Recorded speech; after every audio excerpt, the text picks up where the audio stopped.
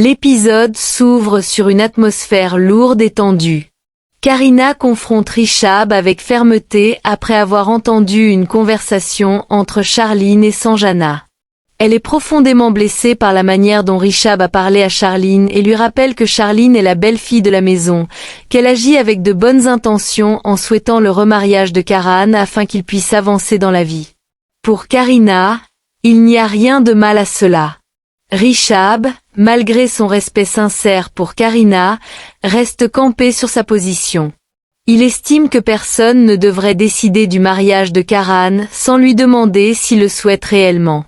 La discussion s'envenime, révélant la rigidité de Rishab et la détermination de Karina.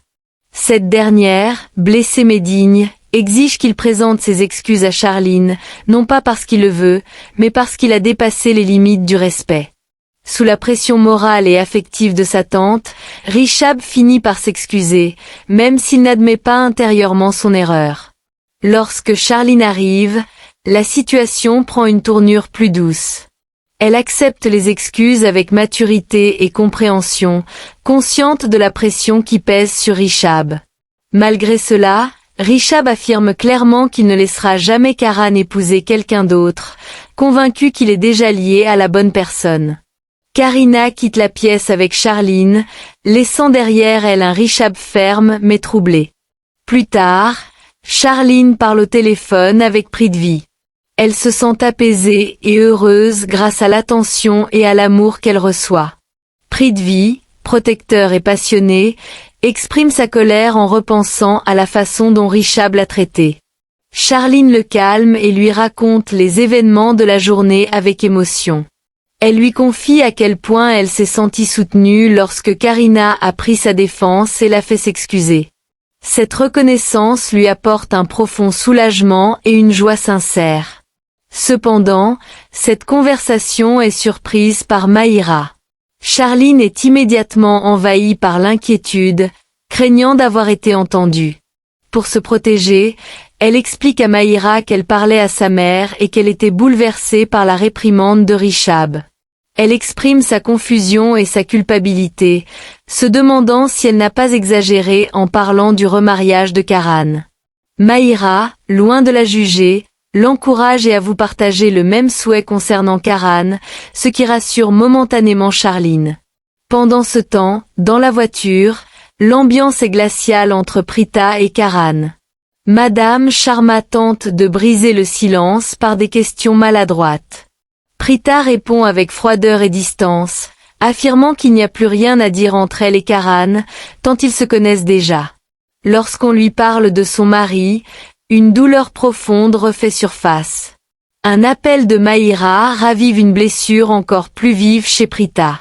Un souvenir la traverse, celui d'une promesse symbolisée par un bracelet, celui d'un avenir qu'on semblait vouloir lui arracher. Submergée par l'émotion, elle exige que la voiture s'arrête et descend brusquement. Elle avoue alors que son mari l'a quittée depuis longtemps et s'éloigne, seule, le cœur lourd. Mahira, de son côté, se réjouit intérieurement, convaincue que Prita finira par quitter Karan d'elle-même. Elle se sent victorieuse, persuadée de construire sa relation sans obstacle. Quelques minutes plus tard, Karan aperçoit Prita au loin. Il est partagé entre le devoir, la culpabilité et une étrange tendresse. Il la considère comme une personne innocente, fragile, et sait que son frère lui reprocherait de l'abandonner seule sur la route. Il tente de la faire remonter dans la voiture, mais Prita refuse catégoriquement. Elle prend un taxi, affirmant son indépendance et sa douleur silencieuse. Karan, soulagé et inquiet à la fois, se dit intérieurement qu'au moins il ne pourra pas être tenu responsable de ce qui pourrait lui arriver. L'épisode se referme sur cette distance douloureuse, faite de non-dits, de regrets et de destin qui semblent s'éloigner malgré des liens encore profondément ancrés. Plus tard à la maison, l'atmosphère est lourde autour de la table à manger lorsque Karan rentre enfin. Il salue tout le monde avec légèreté, affirmant qu'il a très faim, mais les regards posés sur lui sont étranges et chargés de tension. Rishab tente de détendre l'ambiance en parlant du bon repas préparé par leur mère, Mais Karan sent immédiatement que quelque chose ne va pas. Raki prend alors la parole avec hésitation et émotion. Elle lui dit qu'elle souhaite lui parler d'une chose importante. Karan, fatigué et déjà sur la défensive, répond que c'est peut-être le bon moment. Raki exprime alors son souhait de le voir épouser une bonne fille et aller de l'avant dans sa vie. Cette phrase agit comme une étincelle. Karan se redresse, blessé et furieux, et affirme avec force qu'il est déjà marié. Il répète cette vérité comme pour se convaincre lui-même, expliquant que même si personne n'a assisté à son mariage, cela ne change rien à la réalité. Karina réagit aussitôt en soulignant que personne n'a vu ce mariage, ni la famille de Prita, ni la leur, ni aucun proche. Elle remet en question l'existence même de cette union. Dadi, profondément peinée, intervient à son tour. Elle lui reproche de faire souffrir toute la famille et lui rappelle que, pour elle, le mariage est un lien sacré, synonyme de bonheur et de partage. Elle aussi souhaite assister au mariage de son petit-fils. C'est alors que Karan laisse éclater une vérité brutale. Avec un calme glacial, il avoue que ce mariage n'était pour lui qu'un acte de vengeance contre Prita. Il explique qu'il ne l'a épousée que pour se venger et non par amour. Cette révélation choque profondément toute la famille. Karina, bouleversée et en colère, lui ordonne d'arrêter. Elle lui dit qu'il a déjà obtenu sa vengeance et qu'il est temps de divorcer et de passer à autre chose. Mais Karan reste inflexible. Il affirme que sa vengeance n'est pas encore terminée et qu'il ne quittera pas Prita si facilement. Il refuse le divorce, refuse d'avancer et refuse même de lui laisser la liberté de refaire sa vie. Il menace alors de quitter la maison pour aller vivre à l'hôtel afin d'échapper à toute pression liée au remariage. Ces paroles glacent l'assemblée. Dadi est sous le choc et ne reconnaît plus son petit-fils. Karan s'éloigne sans se retourner, laissant derrière lui une famille dévastée. Peu après, Karina trouve Mahira en pleurs dans sa chambre.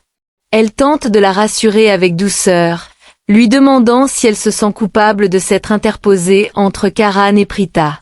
Mahira nie toute hésitation.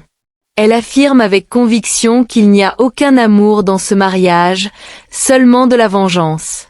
Selon elle, tant que Karan restera prisonnier de cette obsession, il ne sera jamais heureux et empêchera également Prita d'avancer.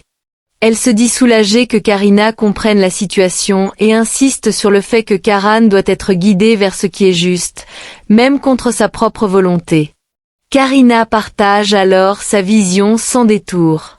Elle affirme que Karan n'a jamais aimé Prita, qu'il l'a épousée uniquement par vengeance avant de l'abandonner.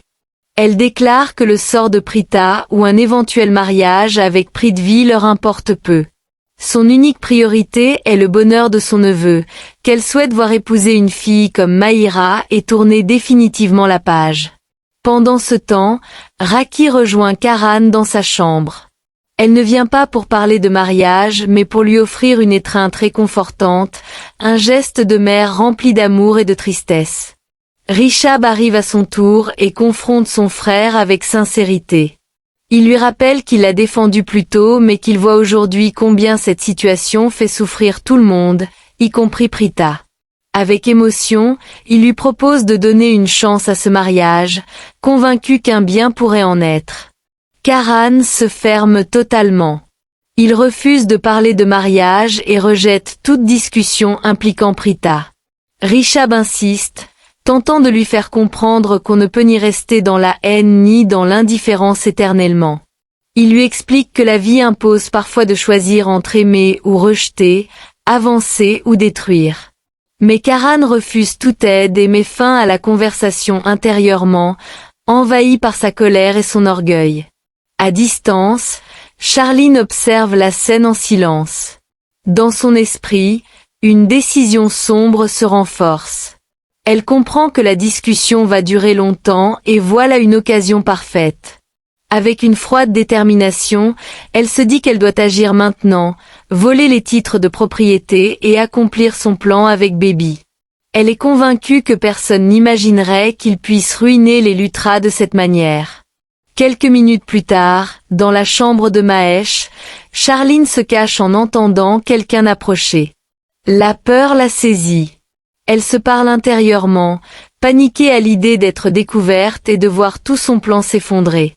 Elle sait qu'elle doit prendre ses papiers et partir au plus vite. Rassemblant son courage, elle quitte la pièce discrètement. Peu après, Charline arrive chez Prithvi et frappe à sa porte avec insistance. Lorsqu'il ouvre et la voit si agitée, il s'inquiète immédiatement. Il lui demande si quelqu'un l'a encore insultée et se dit prêt à affronter les Lutra pour elle. Charline, essoufflée et encore sous le choc, lui demande de la laisser reprendre son souffle. Son attitude change soudainement, passant de l'angoisse à un sourire chargé de triomphe. Elle lui annonce alors que leurs beaux jours sont enfin arrivés. Avec une fierté à peine contenue, elle révèle qu'elle a en sa possession tous les papiers de la propriété des Lutra. Prithvi est stupéfait puis euphorique. Il la félicite avec enthousiasme et lui demande où se trouvent les documents. Charline lui explique calmement qu'elle a déjà remis les papiers à l'avocat afin qu'il les étudie et vérifie qu'il n'y ait aucune complication. Elle le rassure en disant que dès que l'avocat donnera son accord, ils agiront officiellement et s'empareront de tous les biens des Lutra, devenant immensément riches. Prithvi, ivre de vengeance, imagine déjà le visage de Rishab lorsqu'il découvrira que son pire ennemi se trouvait tout près de lui depuis le début. Il savoure à l'avance le choc et l'humiliation qui l'attendent, convaincu que cette révélation détruira définitivement les Lutra. Voilà, c'est la fin de cet épisode. Si cette scène vous a bouleversé autant qu'elle a fait vibrer nos personnages, laissez-moi vos impressions en commentaire. Partagez ce que vous avez ressenti, ce que vous avez compris, ce que vous attendez. Et surtout, rejoignez la communauté en vous abonnant pour ne rien manquer des rebondissements à venir. Merci à vous, et à très bientôt pour la suite.